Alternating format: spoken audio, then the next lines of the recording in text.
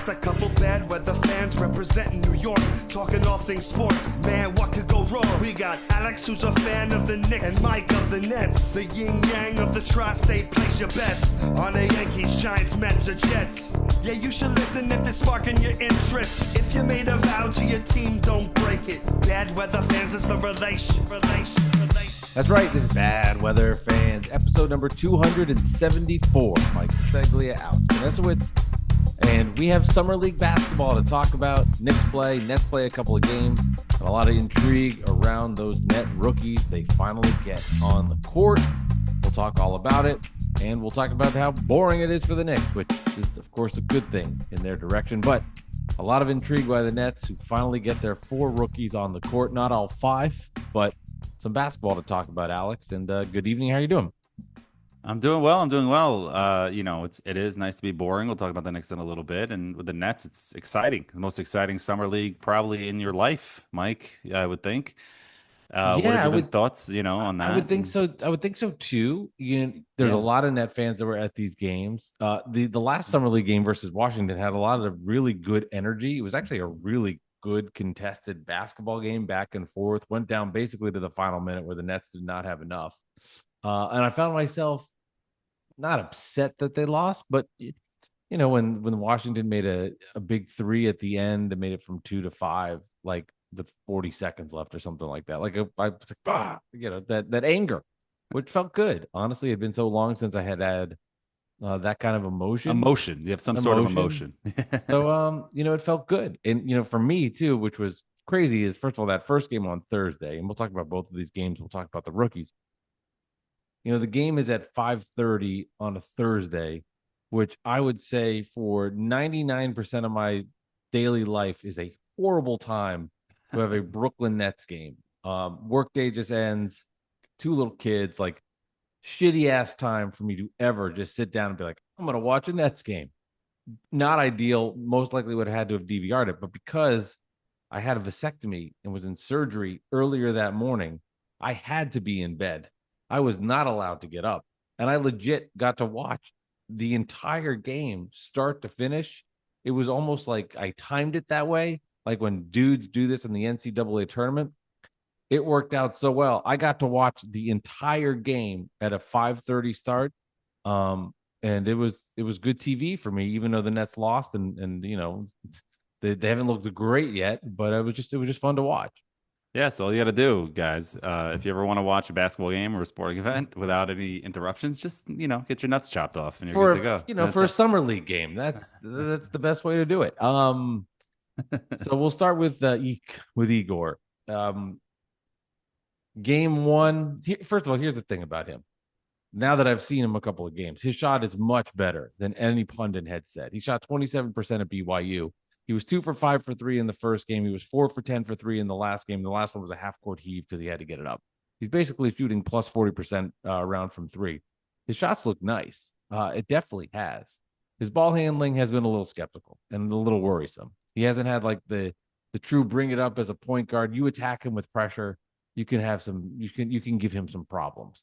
But as a 19-year-old, and I would say from Nets hype of how bad this guy was of a pick and watching him in these first couple of games, I've been fine. Like he's 12, 4 and 4 in his second game. He knocked down a couple of threes. He's a big body.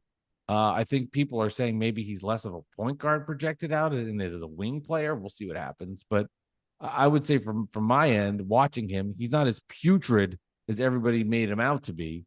And he's definitely not as good as some of the other guys that have shined so far in the summer league for a high up end top 8 pick. Yeah, I mean, that's just what it is. I mean, it's just the fans throw tantrums on draft days, as Knick fans know, and before you even know, and it's just because it's not who you thought, it's not what you dreamed of, it's not the guy you thought would be the guy. But not most of the time, a lot of the time, I should say, the guy who you think is going to be the guy is not going to be the guy anyway. I mean, yeah, it looks like you're 2 picks away from Trey Johnson, who looks like he's got it, like can score. And obviously you didn't get a top 2 pick where, Dylan Harper looks like a star too. And obviously Cooper Flagg and whatever. But I mean, there's a lot of good players in this draft. This might go down as one of the best drafts in a long time. I mean, so the Nets having 5 picks, are they going to be like the Knicks back in the day when they got John Wallace, Walter McCarty, and Dante Jones? Are they going to be, a team that drafts like 2 or 3 really, really good players? So it's Yeah. very possible, and And, we'll see what and happens. at 19, Nolan Traore has looked, I would say, overall the best Nets rookie. Really? I would Okay. give the biggest edge. His speed coast to coast is incredible. He is very fast. Now he's smaller body, so it's harder for him to finish around the rim, but he gets into the paint and he creates havoc. And he is Mhm. a true point guard. And I would say at 19, you feel good about that. I think Net fans get upset when they're like, all right, you took Traore at 19, you got Doman at 8. Like, why are we going with Saraf at 26? And we could break down his game. And there's better people for super analysis of his overall skill set as a point guard. He's a big dude. He can get in the paint. He had one nice fadeaway. Got a good handle too, right? Yeah, Saraf? his Yeah. shot looks awful. His shot is Oh, at this point has been brutal. I mean, his shot is the worst of the bunch. But I would say Traore probably has the most NBA ready that I've seen from all the guys. His ability to handle the ball, get into the paint. Um, Not the best shot of them all, but most like I could see him in an NBA game right now more than any okay. of the rookies. Just the way he's played so far. And remember, he was the 19th pick. People had before the season started in the college hoop cycle for him to be in the lottery. I don't know. This is what 4 dudes on CBS and Hoops Hype tell me, but I'll take it. I'll take their word for it. So yeah, it's here. It's a couple of games in, and you're juiced up just to watch these games, and you want to see more and more each game. I would say there was progression from Igor in game 1 to game 2. Traore dropped from game 1 to game 2. Saraf about the same, and Wolf looks he's a little slow and makes a lot of mistakes and has some random nice passes. And that's kind of the Nets rookie. And the problem is fucking Drew Timmy's putting up like 30 and 10 and shouldn't be there. He's like 42 years old. He shouldn't be in these games. I Right. Like, why are understand we for wasting minutes? Yeah. that's because he's dominating. He's 25 years old. He's just dominating. He had But maybe 30. he's like your Chris Copeland. You know what I mean? Just some guy who just finally like gets to be I like a decent player on a team, like not but like a star. but I think the problem is from a net fan perspective. I'm not saying from his perspective because I totally respect what he wants to do with his life and his career. I think we know what he is. He'll probably be on the roster, but I don't know how much development he's getting out of this. I think the other guys are getting more out of him, is my point. So it's like Right. you're taking away from guys that could have had more shine and more ability. Like even the Nets lose by a little more, he's out there. Maybe it takes away from it, or you could have the counter argument. All right, okay, he's there. He's a veteran. He was born in 2000 and not 2006 like everybody else on the roster. So But he's old. Yeah. Drew Timmy's putting up like 30. Drew Timmy's like it's like Tim Duncan. By the way, did you see that dunk? The Pacers kid, what's his name? Murphy. Did not. Oh my God. I gotta send it to you so you can maybe play it on here. You have to see it. It's like he went behind the back, full court behind the back, not like flying through the air behind the back dunk. Like he was like behind the Yeah. back dribble and then cocked it back and it was crazy. Anyway, so no, I mean the Nets are doing the right thing. They're playing all the kids. They're doing what they should. They're getting the guys out there. Besides this one guy that you're not happy about, have a lot of That's fine. the Nets, star players like they're real players showing up at these games. Like Cam Thomas, even though he's unsigned, is he not showing Well, up or is he? well, the problem is the guys that have showed up could be in the summer league too. It's Whitehead, Noah Clowney, But they've Jalen been there. Wilson. Yeah, they've been there. They've been Cool. there. See, this is a Yeah, fun summer league year. Last year was kind of dull because it was a terrible Cooper. draft. Well, not terrible draft. Like it might not have been a terrible draft, but it's a very like low No star marquee. power draft. A Yeah. lot of overseas guys and people never heard of. So, but you never know. Well, the So Cam we'll see. Thomas part is, it hasn't signed yet, and the two sides seem far apart. There's a chance he goes into next season and just doesn't get the extension and takes a chance on himself Mhm. and rolls the dice that way. Which, if he Yeah. did do that, he'd come out a blazing. Like he's going to take 75 shots. He's going to do everything. Oh, he's not going to care. This past year he missed a lot of time with injuries, etc. He comes into next year and he's looking for a big deal. He's gonna rock out. He's gonna drop 50 a night. Yeah, He might. not play any defense, but drop Him and 50 a night.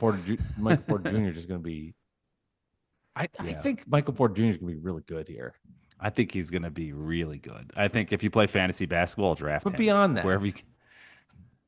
No, I'm just beyond the saying he's gonna fantasy put up stuff, numbers. I think he's going to. Yeah. I think you remember he was with Jordy. He's been there. I think the keys are for him. He's going to have all these guys that pass the ball around him. I think he's going to ball out. I do too. I think he's going to be really good. Yeah. I mean, it could be like really good player on a bad team, like Quentin Grimes last year on the Sixers at the end of the year when they stunk. Could be something like that. We'll see. But I think Michael Porter Jr. is a little more proven than Quentin Grimes. He's won a championship. He's, started in multiple seasons and long playoff runs. So, Big shots. now his back injuries are behind him, So we'll see. We'll see how that goes. I mean, I think the Nets aren't going to be as bad as they were. I mean, they're going to try, this year. Well, So that's going to help from the beginning, so we'll see. The difference between this year and last year's team is that net team last year had a lot of veterans in the team that stabilized them early and didn't allow them to lose, like Dennis Schroeder, Cam Johnson, to name two guys that are now gone. The net point guard situation is it's 3 19-year-olds, and one of them is going to have to start. Somebody's going to have to start. You need a point guard. You got 3 of them. You got to start Denim, or Igor. I don't know. Whatever his name is. I don't know if they will. What I've seen from Traore, he will.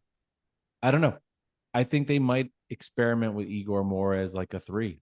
I think you might see that. Mm-hmm. I think you really will. I think you're going to see some of that. By the way, this is just so weird talking about the Nets with like a whole cast of names, very different conversation. It's like not the same shit. It's a very who are these guys? Yeah, right. It's just a different convo. And Noah Clowney coming back has just turned 21.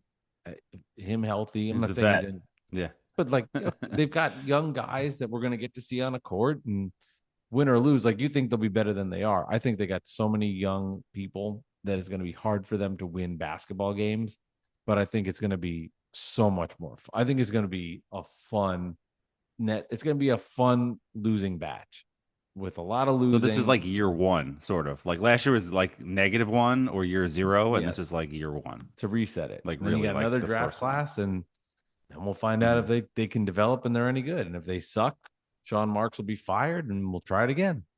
Yeah, then you just get Durant back, and then you're good to go. No, I don't think he's coming back. You never know.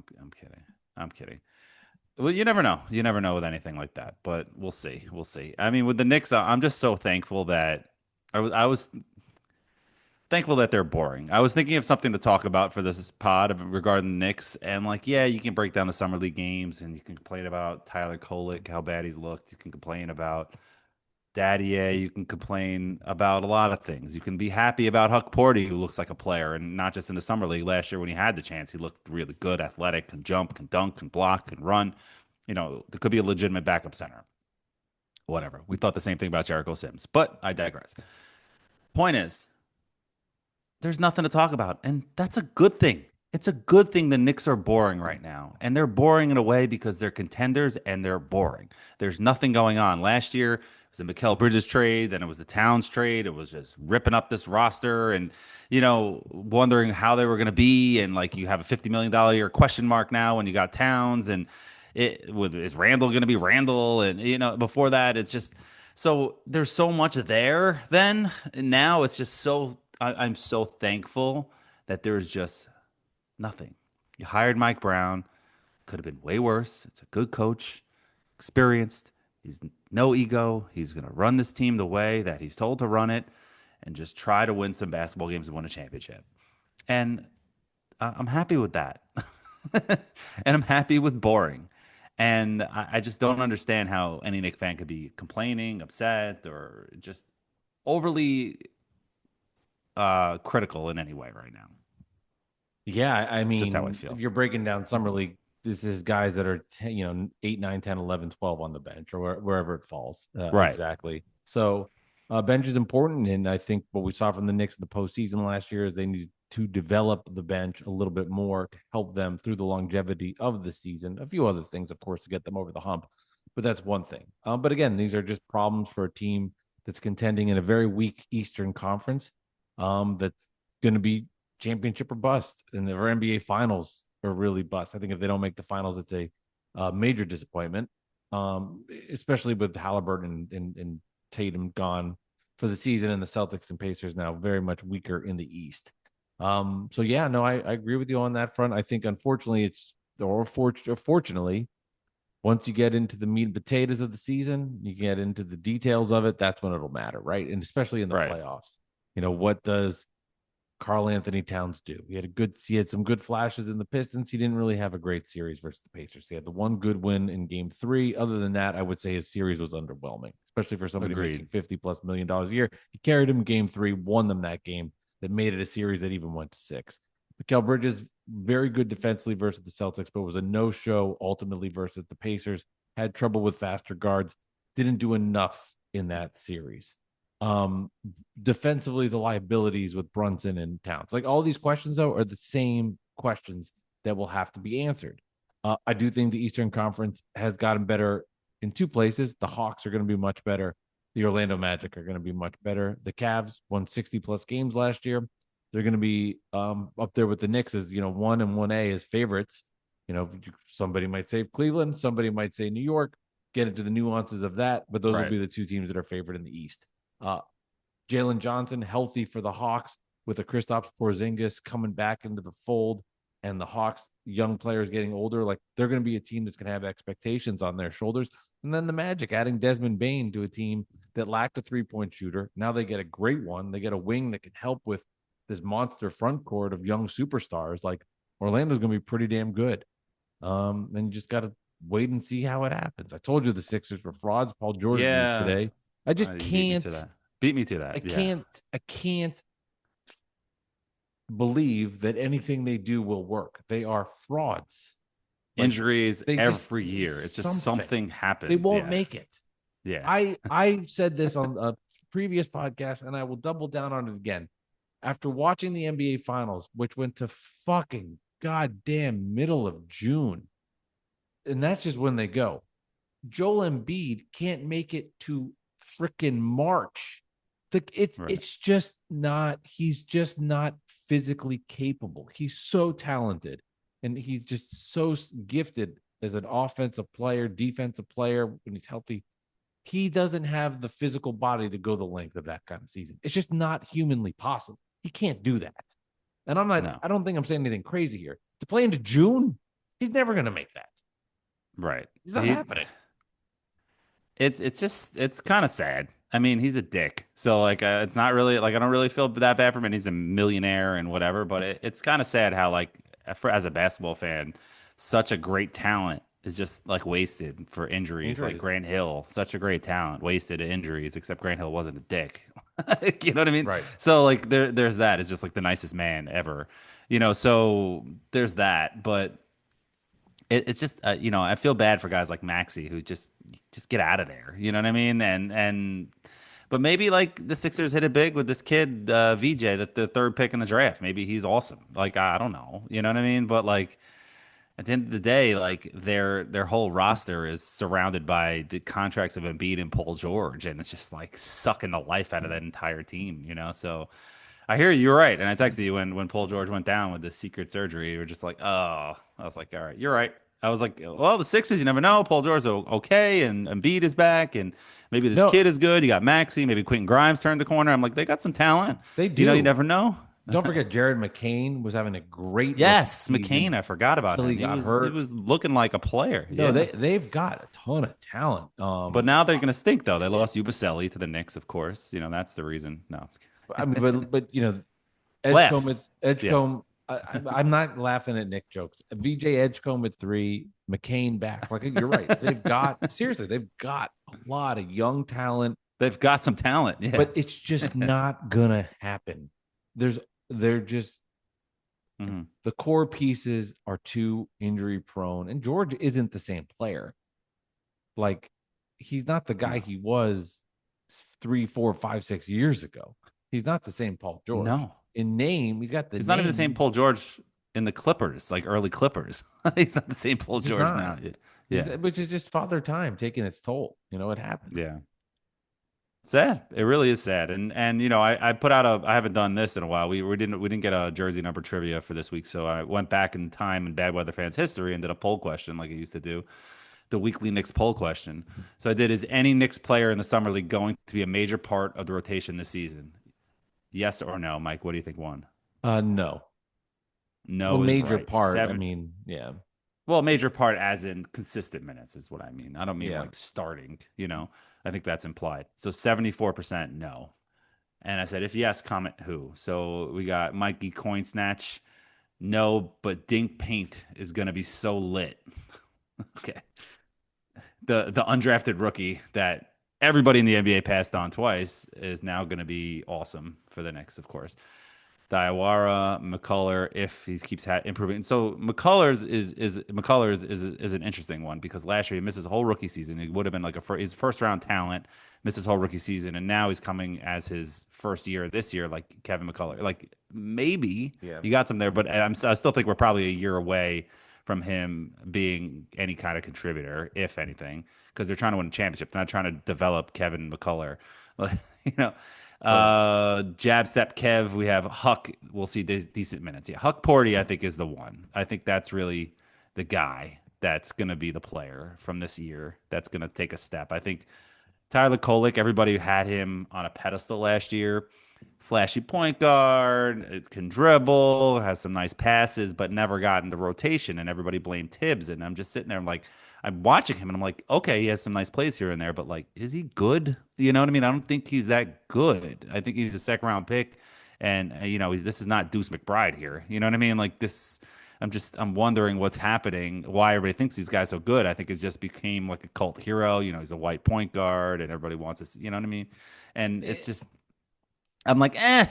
And now he's coming down to earth a little bit. So, Well, I think there it's was just summer league. I think part of it was Jalen Brunson gets hurt for 19 games or whatever it was. So Right. there was an opportunity to develop in that space, and he didn't do it there. And if there was ever a time, that would be the time to do it.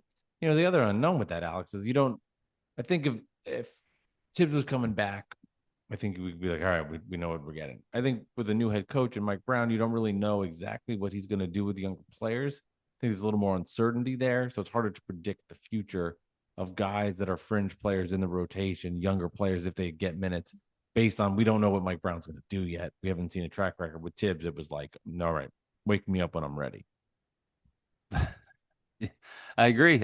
And Daddy is another one. He was a first round pick in the 20s, and he barely was on the roster most of the year. He was in the G League most of the year. Yeah. So, James Kassan, he wrote Daddy as a guy that he thinks is going to be in the rotation, and we'll see. I mean, he's got some bounce, and but I just don't see it with him either. You know what I mean? I don't. Huck Porty, there's something there, and I feel that. Like there's fire, there's hops, there's block shots, there's toughness, that's the perfect big man. You know what I'm saying?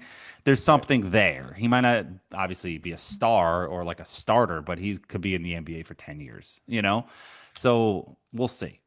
But ultimately, it's a whole lot of nothing right now in the summer league for the Knicks, and that's a good thing. So just try to embrace it and enjoy your summer. I couldn't sleep on Thursday nights, and I went down a rabbit hole of old YouTube videos. There's all the different whatever. I got on a bad weather. Porty highlights? Is that what you got into? I got on a bad Porty weather highlights? fans kick, and I actually rewatched a little bit of episode 123. And the headline, this is why this is interesting. So the headline of episode 123 was Kevin Durant demands a trade. So it was in the off season.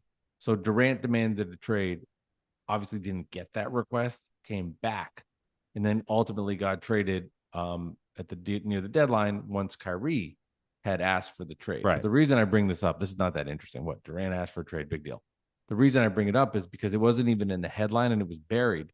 But in that same episode, we talked about Jalen Brunson signing with the Knicks, and it took about 20, 25 minutes, 30 minutes to even get into that. It wasn't even, we talked about it, and you basically gave the points of whatever. Like you were like, doesn't move the needle. I'm glad they signed another point guard, but here's the problems, X, Y, Z. And it just was fascinating to me because you just don't know when things happen that are good or bad. Like the headline that day was, for bad weather fans at least, Kevin Durant demands a trade. 30 minutes into the episode, you go back. This episode 123. So I recommend people listen to it. It's fascinating. We get into the Jalen Brunson signing and we talk about it. And there's a nuance of the Knicks then with RJ Barrett development, Julius Randle talk. And, This is coming off year 2 of Tibbs, where they had the one good year with the Randall 4 were seed, bad. and the second year they had the Yes. Fournier Kemba year, and they sucked. And then Yep. now going to the third season, they signed Jalen Brunson. It's a really interesting listen, I think, Mhm. for just the scope of the franchises, and just to hear just how dead wrong you are, which you're happy to be. Everybody was wrong about Brunson. I'm happy to be, of course. But it's just fascinating. It's a fascinating. You put a gun episode. to the head. You put a gun to the head of anybody.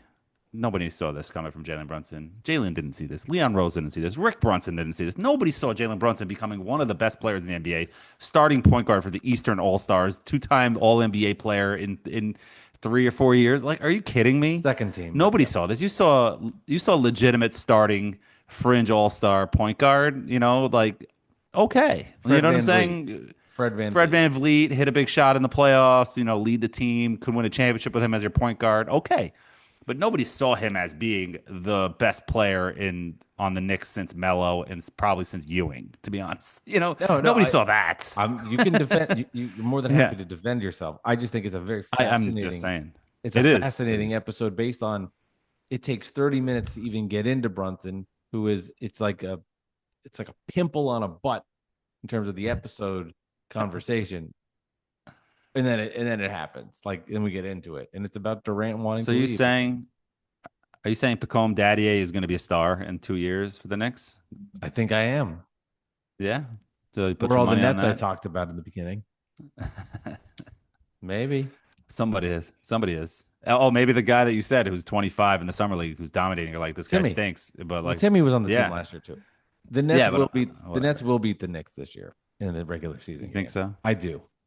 I feel like Maybe at the end of that the will year happen. when they're resting everybody for the playoffs, they'll snip. I think pick off a I'm win. I'm excited to see like these guys piss off Josh Hart and him like complain on Instagram. Like I just I have a better feeling about what the fight of the team will be. You have a pulse. I have a pulse again. That's the word. And- I have a and pulse again. It's I finally nice. have a pulse again. It's kind of like with the Jets. Every year you convince yourself, and after a while you're like, I can't do this anymore. Like right now, I can't do this anymore. But then, you know, they have a couple good games. You know, 2 years ago with what's his name, the quarterback that Aaron the Rodgers backup that came in. No, the backup that came in for Aaron.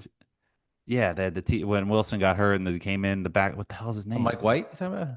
Mike White, and they're winning some games, and like they're and then Zach Wilson comes back, and then they're like they're like in that game in Minnesota, and then they dropped the touchdown. I had some excitement. I was like, oh man, there's some juice. You know what I mean? It was exciting, and then like obviously 2 weeks later, it's over. But like, middle of the year, yeah. but it's.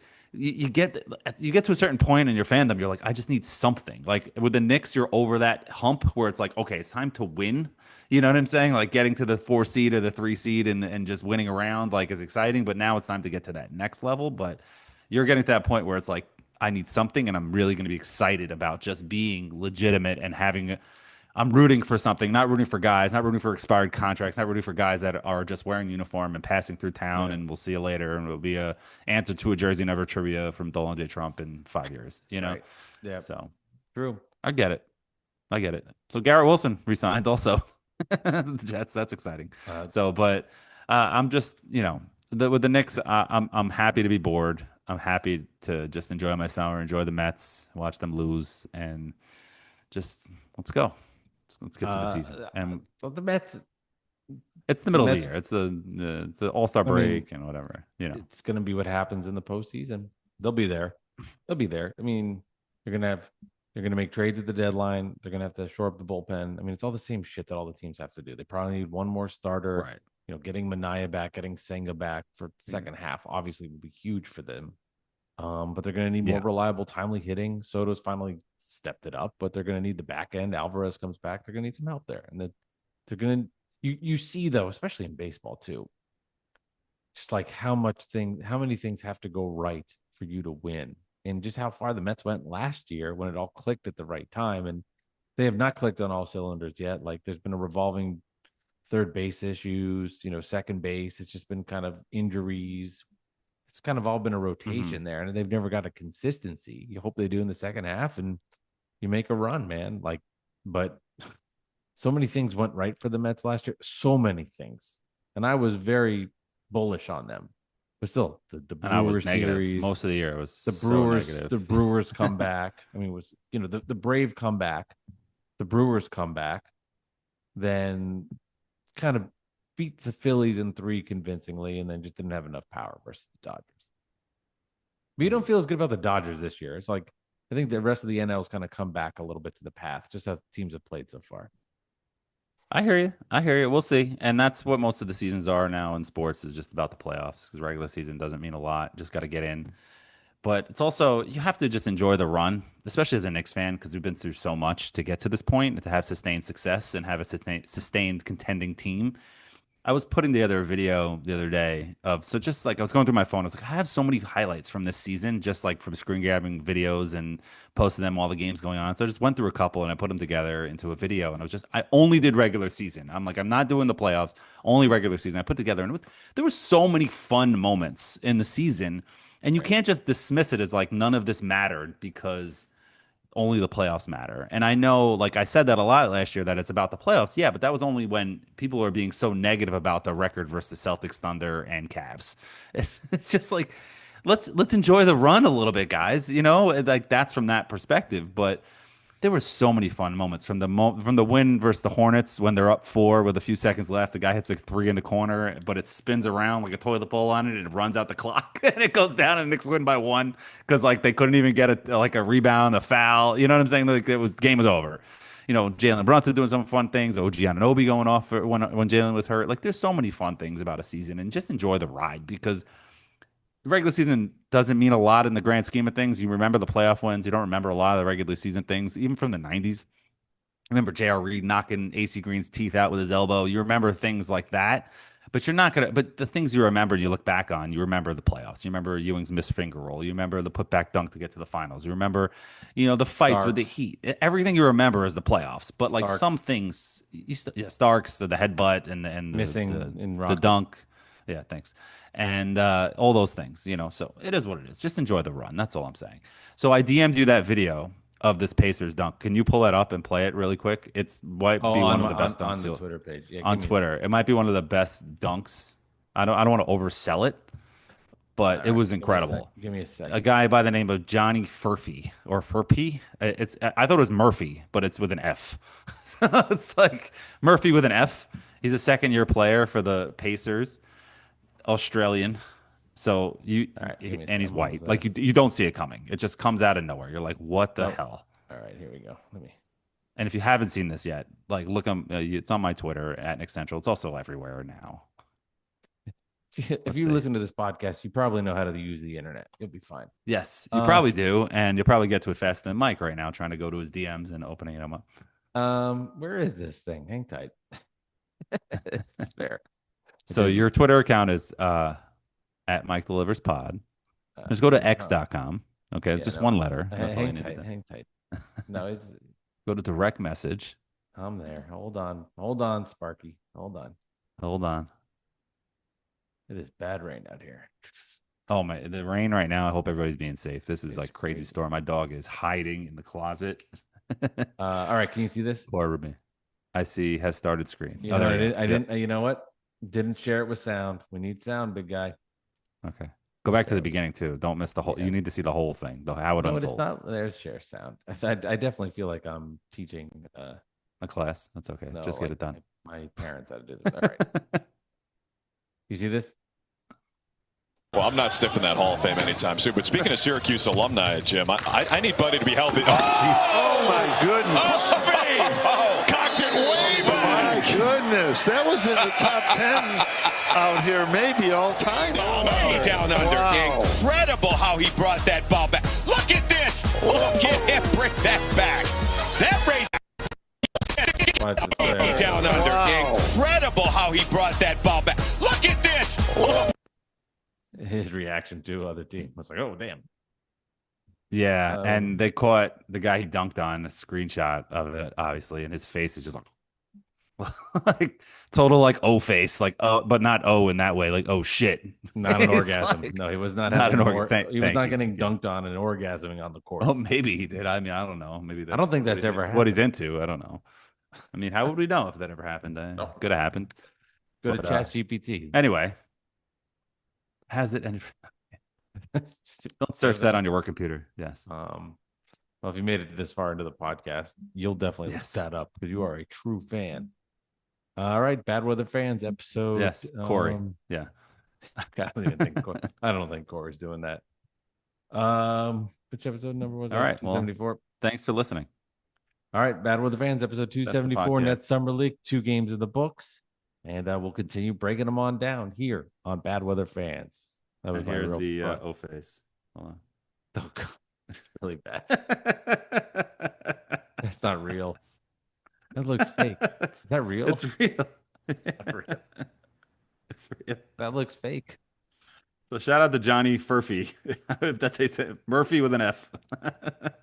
He just ended whoever this guy is that he Sheesh. dunked on. That I'm was sorry. a hell of a picture. All right, Bad Weather Yes. Fans. See y'all later. All right. Later.